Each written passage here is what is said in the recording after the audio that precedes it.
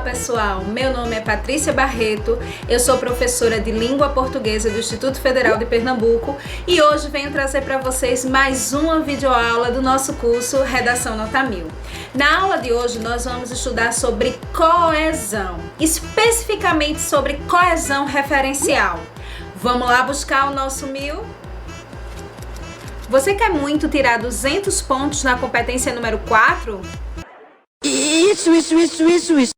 Então se inscreve nesse canal, dá um like nesse vídeo, porque o vídeo de hoje e a próxima aula são especificamente sobre a competência número 4. E se você quer tirar esses 200 pontos, vem com a gente.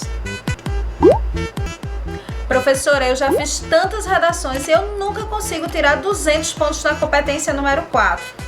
Seus problemas acabaram. Então assista as nossas aulas sobre coesão textual e depois você vem aqui e me conta se não ficou muito mais fácil você saber o que é que você está sendo cobrado. E agora sim, vai ficar muito mais fácil tirar os 200 pontos na competência 4. A competência número 4 do texto dissertativo argumentativo do Enem analisa os seus conhecimentos sobre os mecanismos linguísticos para a construção do processo argumental. Então, se você quer tirar uma boa nota nesta competência, você precisa entender como acontece especialmente um processo importantíssimo na construção do texto, a coesão. Mas, afinal de contas, o que é coesão? A coesão textual, para Iguedor e Co., é uma ligação linguística significativa entre os elementos que ocorrem na superfície do texto. A função da coesão é criar, estabelecer, sinalizar os laços que deixam os vários segmentos do texto ligados, articulados, encadeados.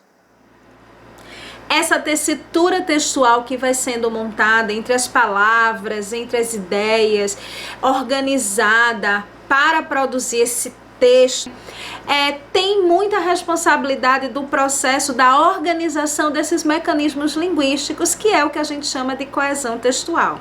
A coesão textual, ela funciona através de dois tipos, através da coesão referencial, que estabelece dentro do texto uma relação semântica entre os elementos, e a coesão sequencial, que estabelece entre esses mecanismos linguísticos uma ideia de conectividade, de sequência. Vamos ver como é que isso acontece lá na prática? Agora vamos fazer a leitura de um trecho retirado de uma redação nota 1000.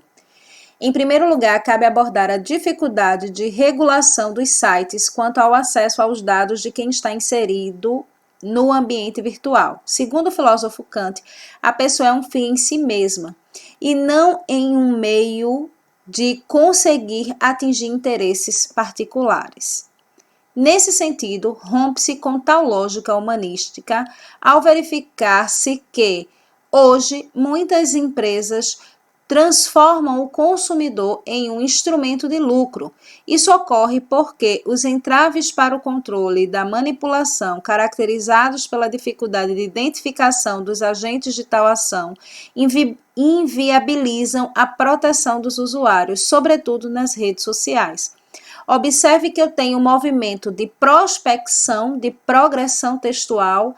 Eu tenho aí os conectivos e, que, porque, que fazem o texto andar, mas também tenho a retroação, que são retomadas anafóricas, como a expressão nesse sentido, que retorna a ideia que já foi citada, como a expressão isso, que retoma também uma ideia que já foi citada. Essas idas e vindas do texto é o que nós chamamos de tessitura textual, o tecido do texto.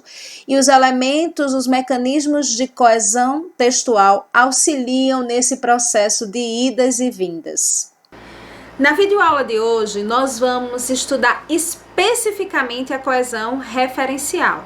E o que é a coesão referencial? Ela cria vínculo entre as palavras, entre as orações, entre as partes do texto, contribuindo para a coerência interna e para a progressão temática do texto. Ela é capaz de produzir estabilidade e continuidade para o conteúdo do tema que está sendo desenvolvido no texto. Como se dá essa progressão referencial? Através de alguns mecanismos linguísticos, como pronome, advérbios, utilização de sinônimos ou até mesmo a produção de elipses. A coesão referencial se dá pelo processo de referenciação. E o que é esse processo de referenciação? É um processo mediado pela linguagem que nos faz negociar, compartilhar sentidos para as coisas, para os objetos, para as representações que nós damos no mundo. Num processo de referenciação, eu sempre tenho dois elementos, a referência e o referente. A referência é o elemento que me permite reproduzir um sentido, um conceito no mundo. E o referente é a retomada que eu faço desse elemento que nós chamamos de referência. Acompanhe aí no texto para você observar como isso acontece. Aqui nos exemplos vocês têm: os jogadores festejam, eles ganharam o campeonato. Observe que o termo eles faz uma volta ao outro termo que já foi citado no texto, que é os jogadores. Nesse enunciado aí, os jogadores, a palavra jogadores é a referência e eles é o referente. Já no segundo exemplo que nós temos aí, temos nós nunca tivemos tanto azar. Veja que esse nós é um referente que tem como referência algo que não está citado no texto, pessoas que não estão citadas aí nesse enunciado. É uma referência contextual. Já no terceiro exemplo, nós temos o seguinte: eu estava lá no escritório de minha casa. Veja que esse eu também é um referente, mas é um referente que a referência está contextual, fora do texto. E o lá é um referente, mas um referente que tem uma referência dentro do texto, marcada linguisticamente no texto. Então, veja que eu tenho aí no escritório da minha casa, que representa a referência. Então, observando o primeiro exemplo e o terceiro exemplo, eu tenho no primeiro exemplo, primeiro a ocorrência da referência e depois a ocorrência do referente. E no terceiro exemplo, primeiro a ocorrência do referente e depois a ocorrência da referência. No processo de referenciação, essa referência ela pode se encontrar dentro do texto, que é o que a gente chama de endofórica, e ela pode estar também fora do texto, que é o que a gente chama de exofórica. Acompanha comigo aí mais este exemplo. Chamamos de coesão referencial endofórica quando a referência e o referente estão dentro, marcado linguisticamente no texto, como nós observamos no exemplo número 1. E chamamos de exofórica quando o referente está marcado no texto, mas a referência está contextual, ou seja, a referência está fora do texto. Quando eu digo nós nunca tivemos tanto azar, esse nós, que é o referente marcado linguisticamente, tem uma referência contextual. Isso é o que nós chamamos de coesão referencial exofórica, fora do texto. E como eu devo fazer esse processo de referenciação dentro de um texto dissertativo argumentativo, como cobrado no Enem? O ideal é que esse processo seja endofórico. Por quê? Porque o teu avaliador, ele precisa conhecer todos os elementos da referência e do referente que ele vai analisar. Então, é muito importante que você priorize na construção desse texto a referenciação endofórica. A referenciação endofórica, ela pode acontecer no texto de duas formas. Ela pode acontecer de maneira retrospectiva, quando primeiro eu apresento a referência e depois o referente, é o que nós chamamos de anáfora, ou ela pode aparecer de maneira prospectiva, quando primeiro eu apresento o referente e depois eu apresento a referência, que é o que nós chamamos de catáfora. Nestes exemplos, nós temos exatamente a apresentação da anáfora e da catáfora. Veja que no primeiro eu tenho a referência aparecendo primeiro no texto e depois o referente. Já no segundo exemplo eu tenho primeiro a apresentação do referente e depois a apresentação da referência. É isso que caracteriza uma catáfora.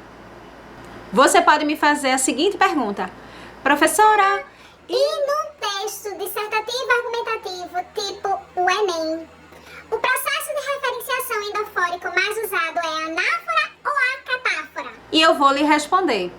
O processo mais utilizado é o processo anafórico, onde a referência aparece primeiro e o referente aparece depois. Os textos, os gêneros textuais que são construídos dessa forma, eles apresentam um traço de objetividade e de clareza maior para o leitor, porque ele já sabe a ancoragem semântica do que está sendo trabalhado. Isso significa dizer que esse tipo de coesão é mais presente no texto dissertativo argumentativo do Enem, que cobra de você objetividade e clareza. Professora, e como é que eu faço para usar coesão referencial dentro da minha redação, dentro do meu texto dissertativo argumentativo no Enem? Para você usar a coesão referencial, é importante você saber que ela se apoia em 3 procedimentos. O procedimento chamado de repetição, o procedimento chamado de substituição e o procedimento chamado de associação. E aí vai uma dica minha. Dentro desses 3 procedimentos de coesão referencial, talvez seja melhor você não utilizar repetição, já que este gênero específico cobra de vocês a diversidade vocabular, a diversidade lexical. Então, o ideal é que esse procedimento chamado de repetição deva ser evitado por você neste gênero textual. Como eu falei para vocês, né? Um dos recursos da coesão referencial é a repetição. Ele é um recurso, sendo que para este gênero ele não é aconselhável. Você pode até construir paráfrases. Paráfrases não do que já foi dito, mas paráfrase para você dizer, usar um discurso de autoridade de maneira indireta. Nesse aspecto você pode usar. Então, por exemplo, em uma redação eu encontro: de acordo com Bauman, a sociedade vive um complexo de liquidez. Eu não tenho exatamente as palavras de Bauman, eu parafraseei e usei isso como um argumento de discurso de autoridade. Isso pode sim. O que não é interessante é você usar a frase que Bauman disse e depois você repetir esta frase com as suas palavras usando a paráfrase. Isso você deve evitar no texto argumentativo, dissertativo argumentativo do Enem. Vamos entender agora como acontece a coesão referencial por substituição. Observem esse exemplo. A maioria da população permanece na minoridade de Kant e as empresas de internet aproveitam-se da maioria da população permanecer na minoridade de Kant. Observem que nesse exemplo eu tenho a repetição de um termo que já foi dito anteriormente, né, no início do parágrafo. Então, eu posso cortar este trechinho final e substituir pelo pronome isso.